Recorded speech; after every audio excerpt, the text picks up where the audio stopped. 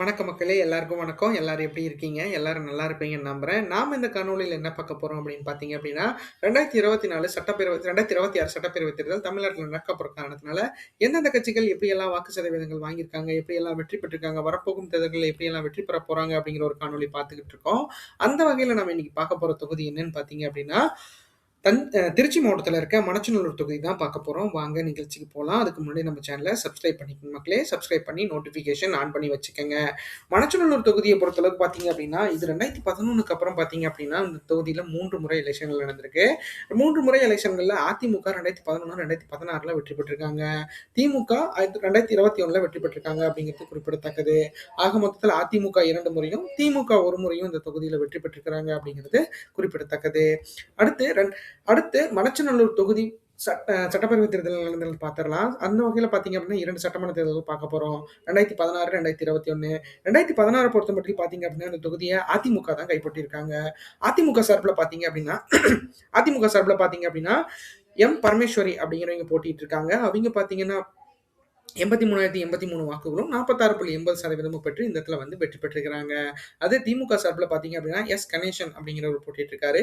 அவர் 75,561 வாக்குகளும் 42.50% பெற்று இந்த இடத்துல வந்து அவிங்க 2ஆம் இடத்த பிடிச்சிருக்காங்க.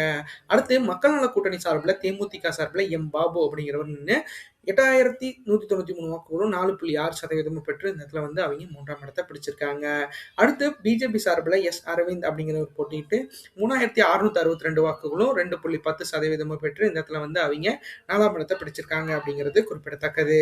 அடுத்து 2021 சட்டமன்ற தேர்தலை பொறுத்தளவுக்கு பார்த்தீங்க அப்படின்னா, இந்த தொகுதியில திமுக இந்த இடத்துல வந்து மிகப்பெரிய வெற்றியை பதிவு செஞ்சிருக்கு மக்களே. திமுக பொறுத்தமட்டில் பார்த்தீங்க அப்படின்னா, கதிரவன் அப்படிங்கிறவர் போட்டியிட்டு 1,16,334 வாக்குகளும் 59.50% பெற்று இந்த இடத்துல வந்து மிகப்பெரிய வெற்றியை பதிவு செஞ்சிருக்காங்க. அதாவது அதிமுக வேட்பாளரை விட 30% வாக்குகள், அதாவது பார்த்தீங்க அப்படின்னா 60,000 வாக்குகளுக்கு அதிகமா, அதாவது 70,000 வாக்குகளுக்கு அதிகமா இந்த இடத்துல பெற்றிருக்கிறாங்க அப்படிங்கிறது குறிப்பிடத்தக்கது. அடுத்து அதிமுக சார்பில் பரஞ்சோதி அப்படிங்கிறவர் போட்டிட்டு இருக்காரு. அவர் பார்த்தீங்க அப்படின்னா 56,716 வாக்குகளும் 29% மட்டும்தான் இந்த இடத்துல பெற்றிருக்காரு. அதாவது அவங்களுக்கு இவங்களுக்கு டிஃபரெண்டே 60,000 வாக்குகள் இருக்கு அப்படிங்கிறது குறிப்பிடத்தக்கது. அடுத்து நாம் தமிழர் கட்சி சார்பில் கிருஷ்ணசாமி அப்படிங்கிறவர் போட்டிட்டு இருக்காரு. அவர் பார்த்தீங்க அப்படின்னா 14,443 வாக்குகளும் 7.4% பெற்று இந்த இடத்துல வந்து அவங்க 3ஆம் இடத்தை பிடிச்சிருக்காங்க அப்படிங்கிறது குறிப்பிடத்தக்கது. அடுத்து மணச்சநல்லூர் தொகுதி மக்களவைத் தேர்தல் நிலவரங்கள் பார்த்துடலாம். அந்த வகையில நம்ம 2 மக்களவைத் தேர்தல் பார்க்க போறோம். 2019, 2024. 2019 பொறுத்தமட்டில் பார்த்தீங்க அப்படின்னா, இந்த தொகுதியில திமுக தான் வெற்றி பெற்றிருக்காங்க.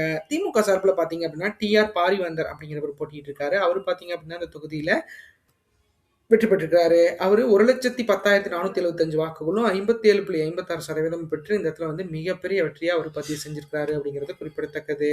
அப்புறம் அதிமுக சார்புல பார்த்தீங்க அப்படின்னா, சிவபதி அப்படிங்கிறவர் போட்டிட்டு இருக்காரு. அவரு 50,786 வாக்குகளும் 26.46% பெற்று இந்த இடத்துல வந்து அவரு 2ஆம் இடத்த பிடிச்சிருக்காரு. அடுத்து நாம் தமிழர் கட்சி சார்புல சாந்தி அப்படிங்கிறவங்க போட்டிட்டு இருக்காங்க. அவங்க 10,830 வாக்குகளும் 5.64% பெற்று இந்த இடத்துல வந்து அவங்க 3ஆம் இடத்த பிடிச்சிருக்காங்க அப்படிங்கிறது குறிப்பிடத்தக்கது. அடுத்து 2024 மக்களவைத் தேர்தலை பொறுத்தளவுக்கு பார்த்தீங்க அப்படின்னா, அந்த தொகுதியில மீண்டும் வந்து டிஎம்கே சார்பில் போட்டியிட்டு அருண் நேரு அவங்க தான் போட்டிட்டு வெற்றி பெற்றிருக்கிறாரு. அவரு பார்த்தீங்க அப்படின்னா 97,857 வாக்குகளும் 50.99% பெற்று இந்த இடத்துல வந்து மிகப்பெரிய வெற்றியை அவரும் பதிவு செஞ்சிருக்கிறாரு. அடுத்து ஏடிஎம்கே சார்பில் சந்திரமோகன் அப்படிங்கிறவர் போட்டிட்டு இருக்காரு. அவரு 44,415 வாக்குகளும் 23.14% பெற்று இந்த இடத்துல வந்து அவரு 2ஆம் இடத்தை பிடிச்சிருக்காரு அப்படிங்கிறது குறிப்பிடத்தக்கது. அடுத்தது பிஜேபி சார்பில் பாரிவேந்தர் அவர்கள் போட்டிட்டு இருக்காங்க. அவங்க பார்த்தீங்க அப்படின்னா 26,864 வாக்குகளும் 14% வாக்குகளும் பெற்று இந்த இடத்துல வந்து 3ஆம் இடத்தை பிடிச்சிருக்காங்க. அடுத்து நாம் தமிழர் கட்சி சார்பில் தேன்மொழி அப்படிங்கிறவங்க போட்டிட்டு இருக்காங்க. அவங்க 22,796 வாக்குகளும் 11.88% பெற்று இந்த இடத்துல வந்து 4ஆம் இடத்தை பிடிச்சிருக்காங்க அப்படிங்கிறது குறிப்பிடத்தக்கது. அடுத்து மணச்சநல்லூர் தொகுதி 4 தேர்தல் நிலவரங்கள் பார்த்துடலாம். அந்த வகையில நம்ம அதிமுக, திமுக, நாம் தமிழருக்கு கடந்த 4 தேர்தல்கள்ல எப்படியான வாக்குகள் பெற்றிருக்கிறாங்க, எப்படியெல்லாம் வந்து அவங்க வாக்குகள் வந்து இந்த இடத்துல பெர்சன்டேஜ்ல இருக்காங்க அப்படிங்கிறத நம்ம பார்க்க போறோம். அந்த வகையில பார்த்தீங்க அப்படின்னா அதிமுக பொறுத்தமட்டில் 2016 46.80%, 2019 26.46%, 2023 29%, 2024 23.14% பெற்று இந்த இடத்துல வந்து ஒரு குறைந்தபட்ச வாக்குகள் தான் ஜெயலலிதா அவர்கள் மறைவுக்கு பின் இந்த இடத்துல வாங்கிட்டு இருக்காங்க. ஆக மொத்தத்துல பார்த்தீங்க அப்படின்னா, மணச்சநல்லூர் தொகுதியை இந்த தடவை எப்படி வந்து கைப்பற்ற போறாங்க அப்படிங்கிறத நம்ம பொறுத்திருந்து பார்க்கலாம். அடுத்து திமுக பொறுத்தமட்டில் பார்த்தீங்க அப்படின்னா, இந்த இடத்துல மாஸ் காட்டியிருக்காங்க. 2016 42.50%, 2019 57.56%, 2021 59.50%, 2024 50.99% பெற்று இந்த இடத்துல வந்து மிகப்பெரிய அளவுல வாக்கு வித்தியாசங்கள் திமுக அதிமுகவோட திமுகவுக்கு அதிகமா இருக்கு. அடுத்து டாப் தமிழரை பொறுத்த மட்டும் பார்த்தீங்க அப்படின்னா 2016 1%, 2019 5.64%, 2021 7.4%, 2024 11.88% பெற்று இந்த இடத்துல வந்து மிகப்பெரிய அளவில் வாக்குகள் வந்து இந்த இடத்துல வாங்கியிருந்தாலும் வெற்றி பெறும் அளவிற்கு இருக்கா அப்படிங்கிறது மிகப்பெரிய அளவில் கேள்விக்குறிதான். அடுத்து மணச்சநல்லூர் தொகுதி வாக்காளர்கள் நிலவரத்தை பத்தி பார்த்தலாம். அந்த வகையில மொத்த வாக்காளர்களா இந்த தொகுதியில 2,27,161 பேர் வாக்காளர்களா பதிவு செய்யப்பட்டிருக்காங்க. அதுல 1,09,972 ஆண்களும் 1,17,152 பெண்களும் இந்த இடத்துல வாக்காளர்களா பதிவு செய்யப்பட்டிருக்காங்க அப்படிங்கிறது குறிப்பிடத்தக்கது. 37 பேர் 3ஆம் பாலினத்தவர்கள் இந்த இடத்துல வாக்காளர்களா பதிவு செய்யப்பட்டிருக்காங்க அப்படிங்கிறது நம்மளுக்கு தெரியுது. அடுத்து வாக்காளர்கள்லயே பாத்தீங்க அப்படின்னா ஏஜ் வைஸ் கேட்டகரியில எவ்வளவு வாக்காளர்கள் இருக்காங்க அப்படிங்கறத நம்ம பாத்திரலாம். அந்த வகையில பாக்குறப்ப பாத்தீங்க அப்படின்னா 18 வயசுல இருந்து 34 வயசு வரைக்கும் இருக்கீங்க பாத்தீங்க அப்படின்னா 37,171 ஆண்களும் 39,597 பெண்களும் இந்த இடத்துல வாக்காளர்களா பதிவு செய்யப்பட்டிருக்காங்க.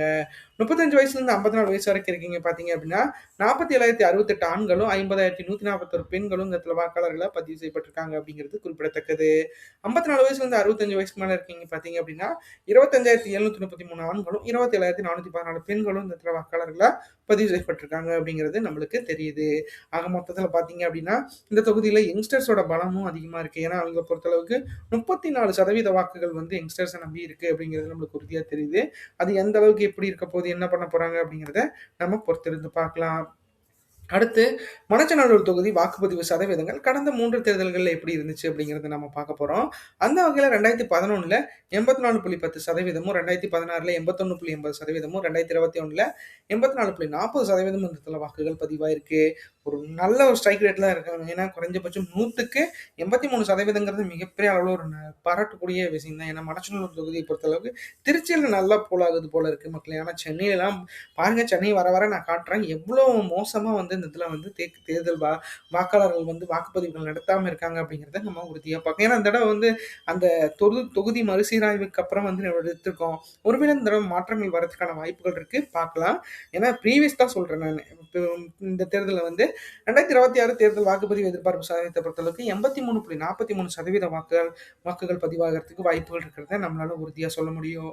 அது எந்த அளவுக்கு எப்படி இருக்க போது, என்ன பண்ண போறாங்க அப்படிங்கிறத நம்ம பொறுத்திருந்து பார்க்கலாம்.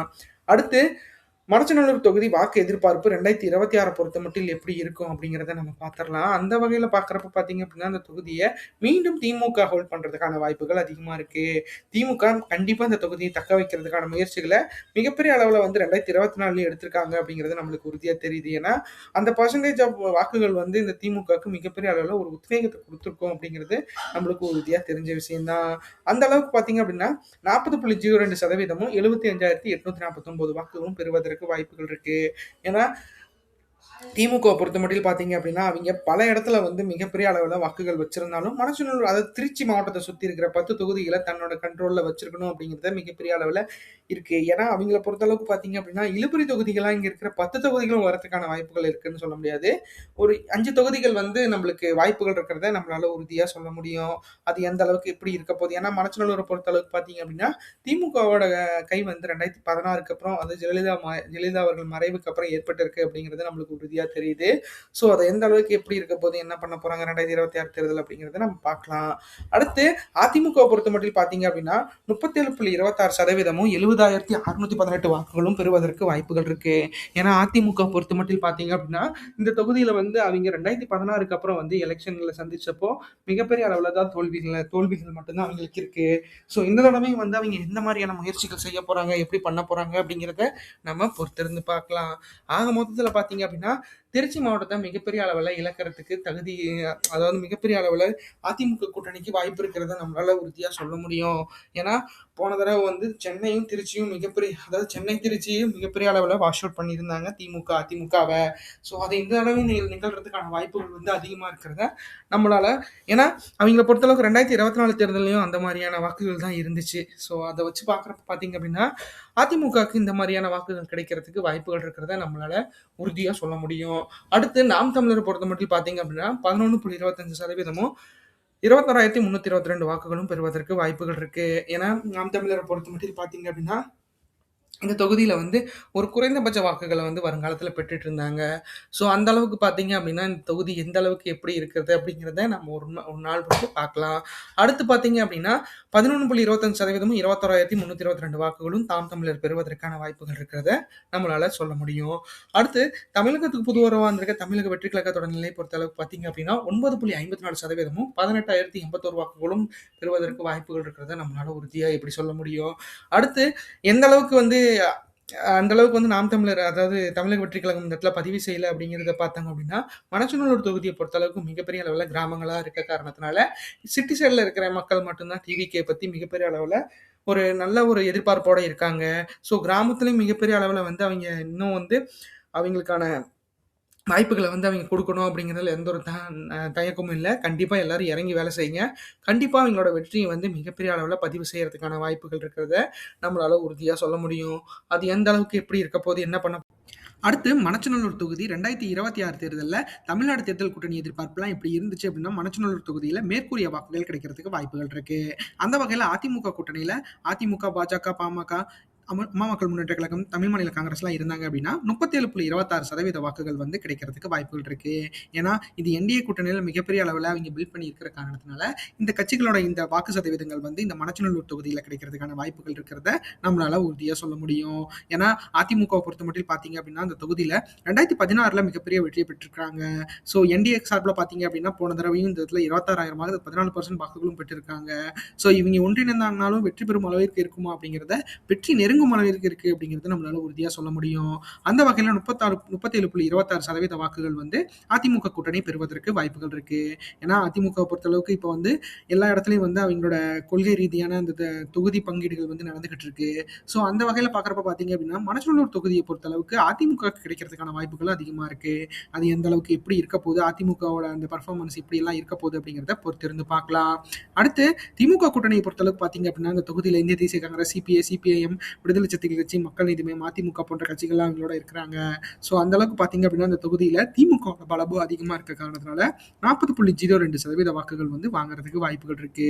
ஏன்னா, திமுகவை பொறுத்தமட்டில் பார்த்தீங்க அப்படின்னா, திருச்சியை மிகப்பெரிய அளவுல அவங்க கட்டுக்குள் வச்சிருக்காங்க அப்படிங்கிறது நம்மளுக்கு பார்த்த உடனே தெரியுது. ஸோ, அந்த வகையில பார்த்தீங்க அப்படின்னா, மணச்சநல்லூர் தொகுதி 2016, 16லாம் பார்த்தீங்க 2011, 16லாம் அதிமுக ஜெயலலிதா அவர்கள் வந்து மிகப்பெரிய அளவுல இந்த இடத்துல வெற்றி பெற்று வச்சிருக்காங்க. ஸோ, அதை இபிஎஸ் அவர்கள் மீண்டும் வந்து எப்படி எடுத்துக்க போறாருன்னு தெரியல. ஆனாலும் திமுக அந்த அளவுக்கு வந்து மிகப்பெரிய அளவுல ஃபோர்ஸா இருக்காங்க. ஏன்னா, திருச்சிய பொறுத்தளவுக்கு இந்த தடவையும் 10க்கு 10 அவுட் ஆஃப் 10 வந்து பண்ணணும் அப்படிங்கிறதுல அவங்க உறுதியா இருக்க காரணத்தினால, அது எந்த அளவுக்கு எப்படி இருக்க போகுது, என்ன பண்ண போறாங்க அப்படிங்கிறத பொறுத்திருந்து பார்க்கலாம். ஆனா, மணச்சநல்லூர் தொகுதிய பொறுத்தளவுக்கு பார்த்தீங்க அப்படின்னா, மிகப்பெரிய அளவுல அந்த களம் வந்து சூடு பிடிக்கிறதுக்கான வாய்ப்புகள் இருக்கிறத நம்மளால உறுதியா சொல்ல முடியும். அது எந்த அளவுக்கு எப்படி இருக்கு, என்ன பண்ண போறாங்க அப்படிங்கிறத நம்ம பொறுத்திருந்து பார்க்கலாம். அடுத்து நாம் தமிழரை பொறுத்தமட்டில் பார்த்தீங்க அப்படின்னா, அந்த தொகுதியில 11.25% வாக்குகள் வாங்குறதுக்கு வாய்ப்புகள் இருக்கு. ஏன்னா, நாம் தமிழரை பொறுத்தமட்டில் பார்த்தீங்க அப்படின்னா, அவங்க கூட்டணி கட்சிகளோட இணைந்து செயல்படுவதுங்கிறது மிகப்பெரிய அளவுல அவங்க விரும்பாத காரணத்தினால தனிச்சு தான் போட்டியிடுவாங்க அப்படிங்கிறது நம்மளுக்கு உறுதியா தெரியும். ஸோ, அந்த வகையில பார்க்குறப்ப பார்த்தீங்க அப்படின்னா, இந்த இடத்துல தனிச்சு போட்டியிடுறதுக்கான வாய்ப்புகள் வந்து நாம் தமிழர் கட்சிக்கு இருக்கிறத நம்மளால சொல்ல முடியும். ஏன்னா, 2024 தேர்தல்ல இந்த தொகுதியில ஒரு 12% வாக்குகள் வந்து அவங்க வாங்கியிருக்காங்க.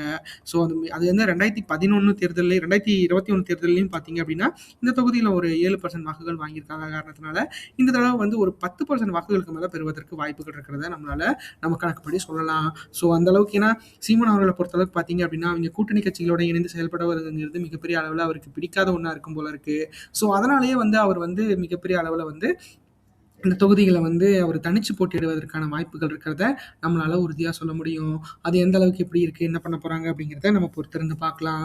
அடுத்து தமிழகத்துக்கு புது வரவு வந்திருக்க தமிழக வெற்றி கழகத்தோட நிலையை பொறுத்த அளவுக்கு எப்படி இருக்கு அப்படின்னு பார்த்தீங்க அப்படின்னா, 9.54% வாக்குகள் வந்து தனிச்சு போட்டியிட்டா வாங்குறதுக்கு வாய்ப்புகள் இருக்கு. ஏன்னா, விஜய் அவர்கள பொறுத்த அளவுக்கு இப்ப விஜய் அவர்கள் மட்டும் தான் மிகப்பெரிய அளவுல ஃபேமஸா இருக்காரு. இந்த தமிழ்நாட்ட பொறுத்த அளவுக்கு தமிழக வெற்றி கழகத்துல. ஸோ சில 2ஆம் படை தளபதிகள்லாம் இருக்காங்க. இருந்தாலும் பார்த்தீங்க அப்படின்னா, விஜய் அவர்களுக்கு மிகப்பெரிய அளவுல வந்து தமிழக வெற்றி கழகத்து மேல ஒரு ஈர்ப்பு இருக்கு. ஸோ அது எந்த அளவுக்கு எப்படி ஓட்டா கன்வெர்ட் ஆக போகுது அப்படிங்கிறத நம்ம பொறுத்திருந்து பார்க்கலாம். ஆக மொத்தத்துல பார்த்தீங்க அப்படின்னா, அந்த தொகுதிகள்ல ஒரு 9.54% வந்து அவரோட அவரோட முகத்துக்காக, அதாவது ஒரு ரசிகர் அப்படிங்கிற அந்த காரணத்துக்காகவே கிடைக்கிறதுக்கான வாய்ப்புகள் இருக்கிறத நம்மளால உறுதியா சொல்ல முடியும். அது எந்த அளவுக்கு எவ்வளோ அதிகமா கிடைக்க போகுது, என்ன பண்ண போறாங்க அப்படிங்கிறத நம்ம பொறுத்திருந்து பார்க்கலாம். இந்த காணொளி உங்களுக்கு ரொம்ப பிடிச்சிருக்கும்னு நினைக்கிற மக்களே, நம்ம சேனலை சப்ஸ்கிரைப் பண்ணுங்க, லைக் பண்ணுங்க, ஷேர் பண்ணுங்க, கமெண்ட் பண்ணுங்க. நம்ம ஒவ்வொரு நாளும் ஒவ்வொரு தொகுப்பு அப்படிங்கிற மாதிரி போட்டுக்கிட்டு இருக்கோம். கண்டிப்பா அது உங்களுக்கு யூஸ்ஃபுல்லா இருக்கும்னு நான் நம்புறேன் மக்களே. கண்டிப்பா நீங்க எங்களுக்காக ஹெல்ப் பண்ணுவீங்கன்னு நினைக்கிறேன்.